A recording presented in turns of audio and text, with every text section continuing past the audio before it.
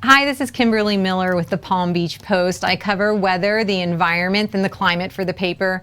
We are doing this Facebook Live today. It's August 1st, and we thought we wanted to do it as the peak season begins to let you guys answer some questions, ask some questions, and I'll try and answer them. Now, while the season runs June 1st through November 30th, the peak of activity doesn't really begin until about mid-August, although it's getting a little bit early of a start this year.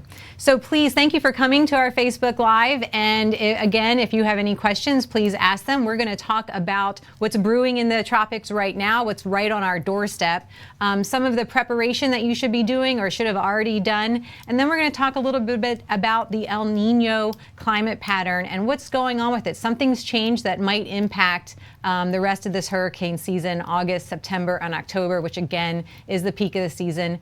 We also have a hurricane quiz on palmbeachpost.com, and we're going to go through the first 5 questions of that quiz, starting with this one, which is, let me pull up our quiz. Okay, how many hurricanes have made landfall in Florida as a Category 5 storm?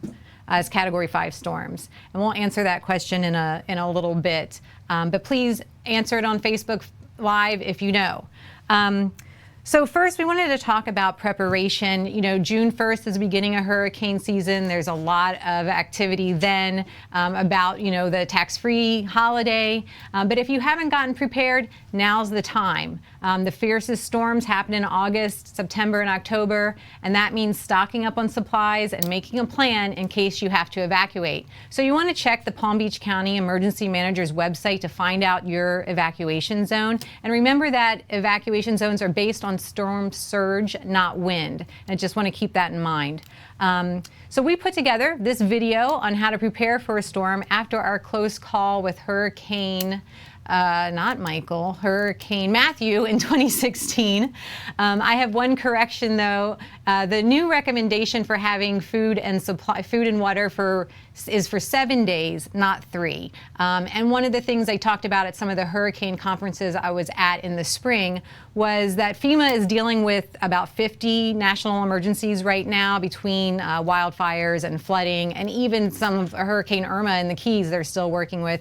So they're asking people to be prepared for 7 days before the cavalry comes in. Just something you want to keep in mind when you go shopping. So again, we put together this video, and hopefully it'll answer some questions, and if you have any after it runs, please ask them.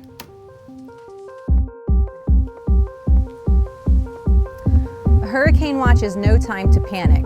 You still have 48 hours before hurricane force winds are supposed to reach your area.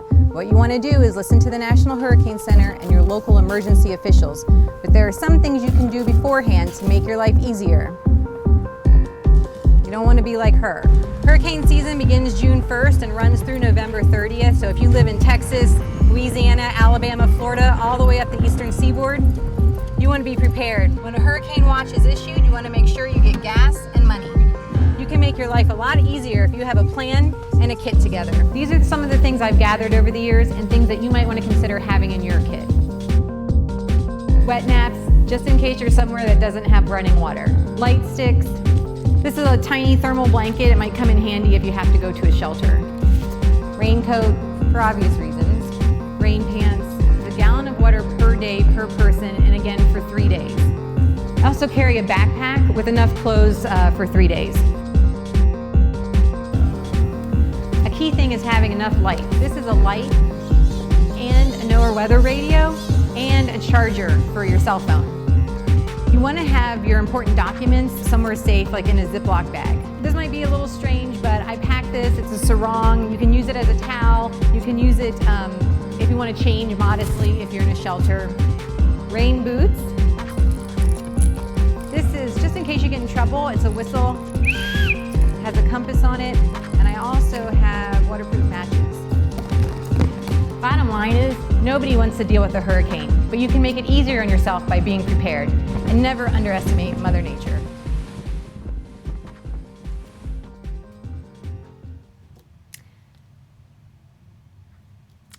Hey, welcome back. Hey, if you're just joining us, welcome to our broadcast. We're talking about the pending peak of hurricane season, and we are just doing this Facebook Live, so you can ask some questions and I'll try and answer them.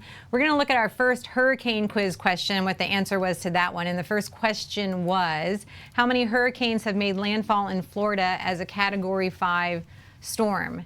Did anybody? Okay, no answers to that. It's three Category 5 storms have made landfall in Florida, and that goes to our second question, which is, what were the names of the 3 Category 5 hurricanes that have hit Florida? Then we do have one question from a follower, and it's Jeff is asking where in Palm Beach he can buy a 5-gallon cooler bottle. I'll be honest, Jeff, I'm not real clear on that. I'm not sure. Maybe someone else can help him on our Facebook Live. I'm thinking an office supply store maybe, but that's just a guess. I apologize. All right, so we've done the preparation. Let's go in to see what's happening right now in the tropics, and it's actually pretty active. So what I have on the screen is previously Invest 95L. It has since been downgraded. It's a tropical wave that's going to hit us in this weekend. Now this is our GOES 16 satellite. It launched in 2016 and was fully operational last year. Instead of images coming in every 15 to 30 minutes, the National Hurricane Center can now get them every 5 to 15 minutes. And even during extreme situations when it's severe weather, every minute. So right first off on our doorstep is this little tropical wave, and although it's not going to be very windy, it's supposed to bring us a lot of rain to South Florida this weekend. Some areas could get up to 8 inches. The South Florida Water Management District said yesterday it was lowering canals to make way for the rain, and that is asking residents to make sure their storm drains near their homes are cleared in anticipation of the weather. That's going to start tomorrow morning and run through the weekend. Also, we have a new moon today, which means higher tides, and that could work with the rain to increase the flooding along the coast. Like I said, this is the time of year when water temperatures start to get warm enough in the main development region of the Atlantic Basin to allow the tropical waves coming off of Africa to develop. So let's look at that. That's what's kind of really interesting right now. So we have this system. This is 96L. Out in the far off Atlantic. It has a 70% chance of development over the next 5 days. This is what it looks like on, that's our weather. So here's the GOES 16 satellite image, and you can see there is some Saharan dust out here, but it is not messing with 96L, which doesn't look like anything on the screen, and it really doesn't look like a whole lot when you look at it on radar or on infrared. An Invest, if you're curious, an Invest is just means investigation, and it's something that the National Hurricane Center will give so that it can start gathering data and running models on the system. So again, the National Hurricane Center is thinking this is going to develop. It's too early to say whether it's going to affect us at all, but it's something that if you're in the Lesser Antilles, you might want to be watching, because there is a big high pressure system that's going to be steering it. That clockwise flow in the high pressure system will be steering it kind of towards that direction. As we're talking about GOES East, because it is just beautiful satellite images that you can pull up on your computer, one thing that's just kind of meteorological eye candy is an image from Hurricane Michael last year, which, if you remember, was a Category 4 storm that hit, well, it was initially a Category 4 storm that hit in the Panhandle. It was upgraded since then to a Category 5 with 160-mile-per-hour winds. And this image is just really incredible. You can look inside the eye and see kind of the mesovortices that are spinning around in the eye, and that gives you an indication of how strong that hurricane was. The storm surge was, I think, over 14 feet, and it just wiped out Mexico Beach. But with wind speeds like that, it was just an incredible sight to see. I went there after the storm. The trees were just cut in half. It looked like it was amazing, devastating storm. And again, it was recategorized to a Category 5 with 160-mile-per-hour winds a few months after it hit. Okay, so let's go on and check our quiz question number 2, which was, what were the names of the Category 5 hurricanes to hit Florida? Susan got them right. Susan, got them right. Which are they? Can you read? Michael, Andrew, and the Labor Day storm. Hurricane Michael, Hurricane Andrew, and the Labor Day hurricane of 1935. Wow, Susan, I wish we had some prizes to give out because I have to even go back and look at my cheat sheet to remember that one. Okay, so let's go to the next question is, and I already, if you were here earlier in the broadcast, which again, welcome to our Facebook Live. We're doing this just at the peak of hurricane season, or as we go into the peak of hurricane season. So if you have any questions, you can ask them and I will try to answer them. Our question number 3 is, how many days supply of food and water should you have in case a hurricane strikes? And we will answer that later in the broadcast also.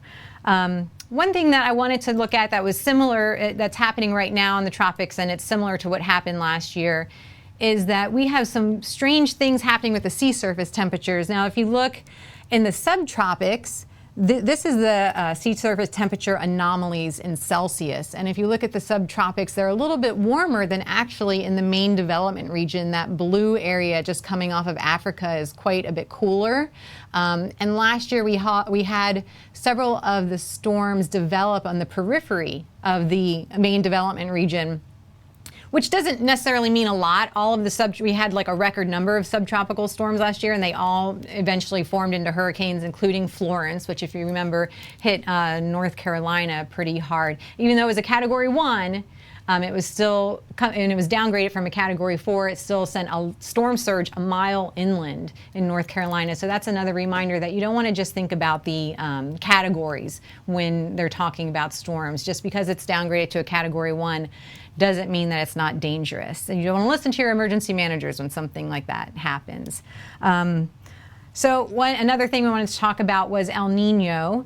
The Climate Prediction Center this year designated the El Nino earlier in the season, around I think February we got the El Nino, but they just changed the forecast and they said it's going to dissipate by the end of summer and turn to neutral. Now, El Nino can act as a deterrent to hurricanes, but it's a confusing climate pattern to understand. So we put together this video to try and clear things up. And please, again, if you have any questions, ask them and I will do my best to answer them. People throw around the terms La Nina and El Nino quite a bit. That's because they're important climate patterns that impact things such as drought, hurricanes, torrential rainstorms, even the fish you eat for dinner. But what is El Nino and La Nina? We'll try to explain. First, El Nino roughly translates to little boy or a child, and it was named by South American fishermen who identified a change in the water temperatures and the types of fish they caught periodically with this temperature change. It happened most strongly around December and Christmas period, so they associated it with baby Jesus or the Christ child. So what happens during an El Nino year? Well, traditionally we have the trade winds, and they blow east to west across the Pacific. That pushes all that surface warm water closer to Indonesia and Asia. That creates thunderstorms and showers over there, and we have the traditional airflow pattern. When the trade winds slack off, all of that warm water pulls back towards the equatorial Pacific and piles up along South America. That shifts the rainstorm patterns again. We have thunderstorms, and it affects the upper air patterns. During hurricane season, that means we have more wind shear in the Atlantic and less in the Pacific.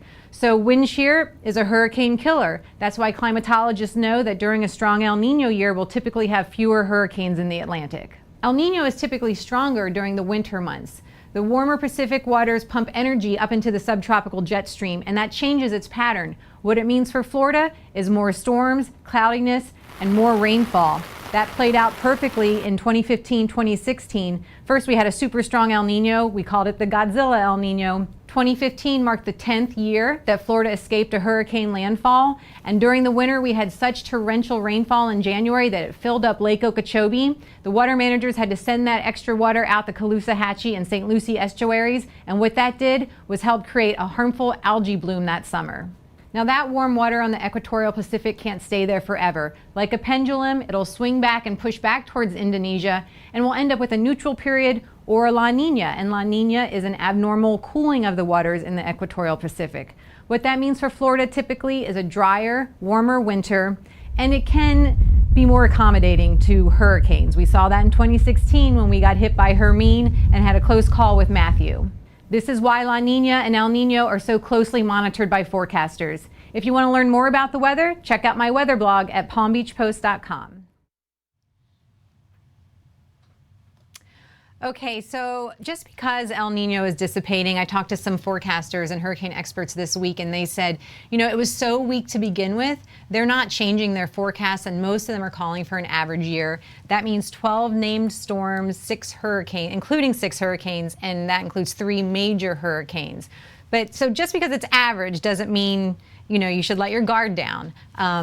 Hurricane Andrew happened during an average year. It was the first named storm of the year, and that was a pretty slow year. So average doesn't mean nothing's going to happen.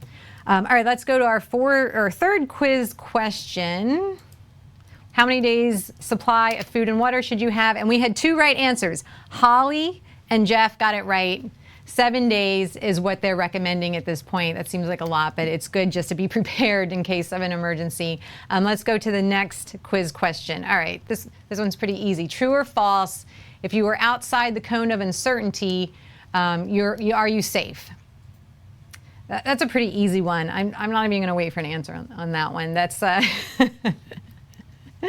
if you're outside of the cone of uncertainty, you are not necessarily safe. The winds from a storm can reach, you know, several hundred miles outside the cone. The cone is just what you look at to see where the center of the storm can be anywhere in that cone. It's very tempting to think if you're outside the cone, you're safe. Just human nature. And they're actually working at the Hurricane Center to try and fix the cone to make it clearer for people. But right now, that's what we have, and that's what we're working with. So let's go on to quiz question number 5. Which is, when do professionals recommend you put up your hurricane shutters? This is a real personal question because it's your reaction to risk. Now, I talked to one of the hurricane experts at the National Hurricane Center, and he explained it like this. If it's going to rain, if it's a 70% chance of rain and you forget your umbrella, well, the risk is not that great. You know, you're going to get wet possibly. If it's a 70% chance of a hurricane and you don't put your shutters up, you're risking a lot more. So what he suggested was you put up your hurricane shutters when a hurricane watch is issued. And a hurricane watch means when you still have 48 hours before tropical storm force winds are going to hit. A hurricane warning means you have 36 hours before tropical storm force winds are expected to reach your location. And they judge it by tropical storm force winds because they don't want you out there trying to put up your shutters when that's considered the dangerous wind speed. So again, he recommended putting up your shutters when a hurricane watch is issued. You know, that we don't have any more questions right now, but unless any readers had some, I was going to wrap up this Facebook Live. Okay, well, I wanted to thank you guys for joining us. It's getting ready to be the peak of hurricane season. We need to watch for this little system here's our current radar actually in South Florida. I pulled this up just to see what was going on. These are just the very outer reaches of that little tropical wave that's supposed to hit us this weekend. And I should have shown you this too. This is our rain forecast possibilities for over the weekend, and this is showing, you know, upwards of 5 inches of rain through Tuesday, but the bulk of that is supposed to come through Sunday. So be prepared Friday, Saturday, and Sunday for pretty heavy rain from this little system that at this point has no chance of tropical development, but will still bring us heavy weather. If you have any other questions, you can email me at kmiller@pbpost.com, and please follow me on Instagram and Twitter at kmillerweather. We also have a Storm 2019 hurricane page where we have a great tracking map for storms, and we keep that updated almost 24 hours a day. So again, thank you so much for joining the Palm Beach Post and our Facebook Live.